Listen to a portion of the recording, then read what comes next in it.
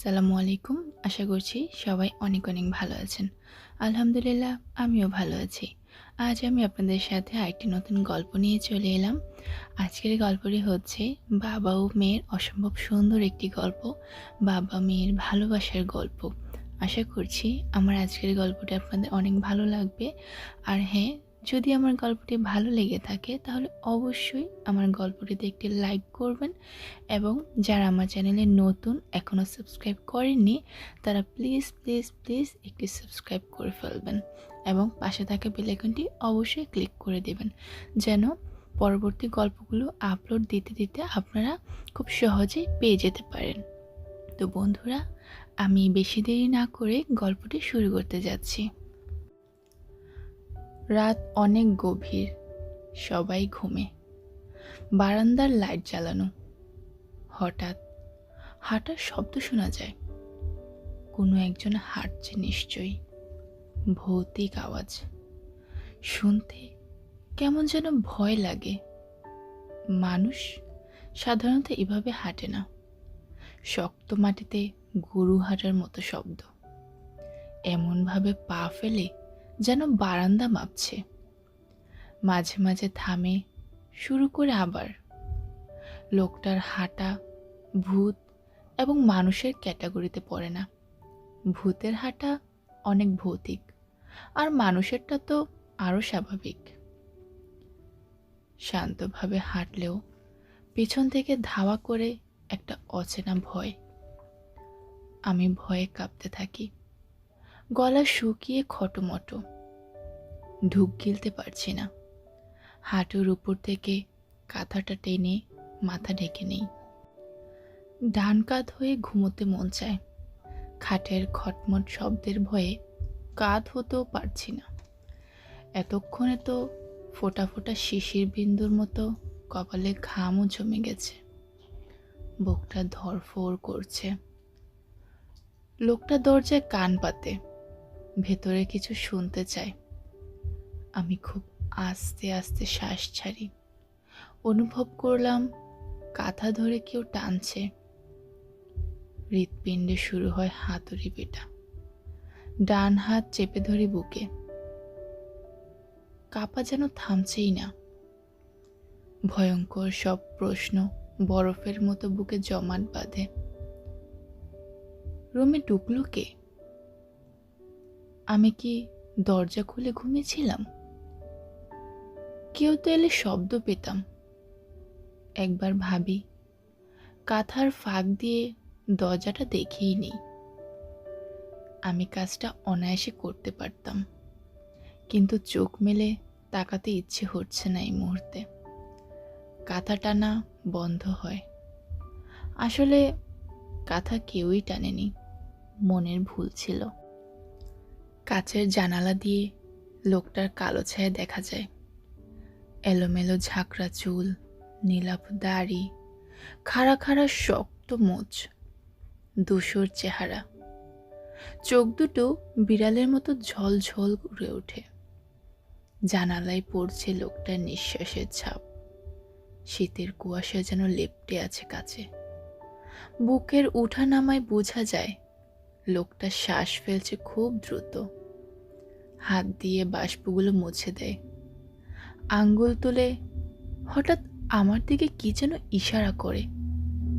কিছুই বুঝে উঠতে পারিনি। লোকটার অদ্ভুত আচরণ আমাকে বিস্ময় করে তোলে। তাকাতে পারছি না আর। চোখ বন্ধ করে নেই। আমাকে দৌড়াচ্ছে। বিশাল রাস্তার উপর দিয়ে দ্রুত বেগে ছুটে চলছি। পেছনে পেছনে লোকটা। আমার হাঁটা যেন এগোই না, পা যেন পেছনে দৌড়ে। লোকটা আমার একেবারে কাছে চলে এলো। হাত বাড়ালেই ছুঁতে পারবে। আলতো করে আমার মাথা ছোঁয়। আমি আধমরা হয়ে যাই ভয়ে। কাঁপতে কাঁপতে ঘাড় ফিরে পেছনে তাকাই। বাবা, তুমি? কথা বললেন না। শরীর থেকে পারফিউম বেরোয়, কড়া গন্ধ।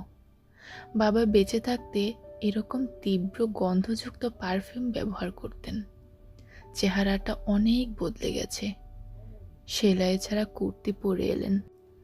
বাবার ঠোঁট নড়ে ওঠে, শব্দ করে কথা বলতে চেষ্টা করেন, কিন্তু শব্দ হচ্ছে না কোনোভাবেই। আমার কাছে এখন বাবাকে অতি স্বাভাবিক মানুষ মনে হয়, যদিও তিনি মোটেই স্বাভাবিক নন। তার হাতে হীরার একটি আংটি চকচক করে, পৃথিবীর সবচেয়ে কঠিন বস্তু। নীলা, এই নীলা, ওঠ। মেয়েটার যে এত ঘুম! বলতে বলতে মা আমার পিঠে আলতো করে হাত বুলান। আমি ঘুম থেকে লাফিয়ে উঠি। মা ঘাবড়ে যান আমার আচরণ দেখে। এই, তুই অমন করে লাফিয়ে উঠলি কেন রে? কি হয়েছে তোর? স্বপ্নে কিছু দেখলি? হুম, বাবাকে দেখেছিলাম। সত্যি? তাড়াতাড়ি আমাকে বল তো। কথাটা বলতে বলতে আমার পাশে এসে বসেন। আমি পুরো স্বপ্ন বলে শেষ করলাম। মা শাড়ির আঁচল দিয়ে চোখ মোছেন। তোর বাবাকে খুব মিস করছিস রে? খুব অসহায় ভঙ্গিতে মা বললেন। আমার চোখ ঝাপসা হয়ে ওঠে। কিছু বলতে পারছি না। কথা বলার ভাষা হারিয়ে ফেলি। শ্বাস টানি থেমে থেমে। দাঁত দিয়ে কামড়ে ধরি নিচের ঠোঁট। হাঁটুর উপর মাথা রেখে মা ফুপিয়ে ফুপিয়ে কাঁদতে থাকেন। এই মুহূর্তে মার কান্না আমার কাছে শিশুর মতো মনে হয়। যদিও অন্য কেউ এটাকে শিশুসুলভ ভাববে না। মা সাধারণত অমন করে কাঁদেন না। আজ কাঁদলেন বাবার জন্য। বাবা না থাকায় ভেতরে ভেতরে আমিও জ্বলছি খুব। সামনে মাধ্যমিক পরীক্ষা ছিল। A+ পেলে একটা মোবাইল কিনে দেওয়ার আবদার রাখলাম বাবার কাছে। বাবা কিছুই বললেন না। মুখে হালকা ছাপ পড়ল বিষণ্ণতার। ঠোঁটে একটু হাসি টেনে মাথা নাড়লেন শুধু। খুব কষ্ট করে যে হাসি দিলেন আমার বুঝতেই বাকি রইল না। গরিব বাবার পক্ষে একটা নর্মাল মোবাইল কিনে দেওয়ার কঠিন ব্যাপার। কিন্তু আমি যে আর না করলাম না, কেন জানি না। একদিন পরীক্ষা শেষে বাড়ি ফিরলাম। সন্ধ্যা ছুঁই ছুঁই অবস্থা। আকাশ পরিষ্কার থাকায় মনে হলো সন্ধ্যের অনেক বাকি। বাড়ির খুব কাছে চলে এসেছিলাম। মাথা তুলে একবার চেষ্টা করলাম বাড়িটা দেখার। বাড়ির আশেপাশে মানুষের সমাগম। শরীরে হালকা ঝাঁকুনি লাগলো। বুক কাঁপে। বাড়ির দিকে চোখ তুলে আর থাকতে পারলাম না। কি ঘটতে পারে? ঝগড়া না দুর্ঘটনা? মাথায় অগণিত প্রশ্ন ভিড় বাঁধে। ধুর ধুর করে বুক। চেষ্টা করলাম দ্রুত হাঁটার, কিন্তু পা যেন এগোচ্ছিলই না কোনোভাবেই। ভেতরে রহস্য ঘুরপাক খায়। কৌতূহল বাড়তে থাকে। বাতাসে কান্নার শব্দ এলো, মেয়েলি আওয়াজ, চাপা আর্তনাদ। ভেতরে ভেতরে শরীর ঘামছিল।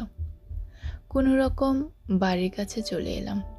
চোখের সামনে অনেক চেনা অচেনা মুখ ফেল ফেল করে তাকিয়ে রইল আমার দিকে। অমন করে আমার দিকে কেউ তাকালে কথা বলার শক্তি হারিয়ে ফেলি আমি। কিছুই বুঝে উঠতে পারছিলাম না। থমথমে পরিবেশ, বিষণ্ণতার কালো ছায়া সবার মুখে লেগে আছে। কোনো দুর্ঘটনা নিশ্চয়ই। কারো কাছ থেকে ব্যাপারটা জানার মতো সাহস আমার ছিল না সেই মুহূর্তে। ঘরে ঢোকার সামান্য বাকি। এমন সময় কে যেন পেছন থেকে আমাকে জড়িয়ে ধরল। আপু, তুমি এখন এলে? আমার ভেতরে কেঁপে উঠল। তাসমিয়া, কি হয়েছে তোর? কাঁদছিস কেন বোন? আপু, বাবা আর নেই। কথাটা তীরের চেয়ে বেগে আঘাত হানলো আমার বুকে। রক্ত উচ্ছ্বলিত হয়ে উঠল। ঝিম মেরে দাঁড়িয়ে রইলাম কয়েক সেকেন্ড। হঠাৎ ধপাস করে পড়ে গেলাম মেঝেতে। আমার মাথায় পানি ঢেলে দেওয়া হয়। চোখ খুলে তাকালাম। কত সময় বেহুশ ছিলাম জানি না। মাথা ভার হয়ে উঠল। বাবার মৃত চেহারাটা কখনো দেখিনি। কান্নায় শরীর কাঁপছিল। চোখের সামনে বাবার চেহারা ভাসলে কলিজায় চ্যাং করে ওঠে। পেরেক দিয়ে বোধ হয় আমার কলিজাটা ছিদ্র করে কোনো একজন। আমি লাশের সামনে গিয়ে দাঁড়ালাম। বাবাকে জোরে জোরে ডাকতে ইচ্ছে করলো খুব। যতদিন বেঁচে ছিলেন আব্বু বাসায় ফিরলে বুকে জড়িয়ে ধরে চুমু খেতেন কপালে। বাড়ির পাশেই বাবাকে কবর দেয়া হয়। এরকম আকস্মিক মৃত্যু কেউই মেনে নিতে পারলাম না। এভাবেই কেটে গেল অনেক দিন। মন ভালো থাকে না কারোরই। বাবা মারা যাওয়ার পর থেকে সকলের মুখের হাসি অদৃশ্য হয়ে যায়। সবার চোখে স্যাঁতসেঁতে পানি লেগে থাকতো। কারোর সঙ্গে তেমন একটা কথা বলা হতো না। ঝিম মেরে বসে থাকতো সবাই। মা প্রায় পাগলের মতো। সংসারে অভাব বাড়তে থাকে। 3 বেলা খাবার জুটত না। ভোগবিলাসিতা না থাকলেও বাবা থাকতে অন্তত 3 বেলা খাওয়া যেত।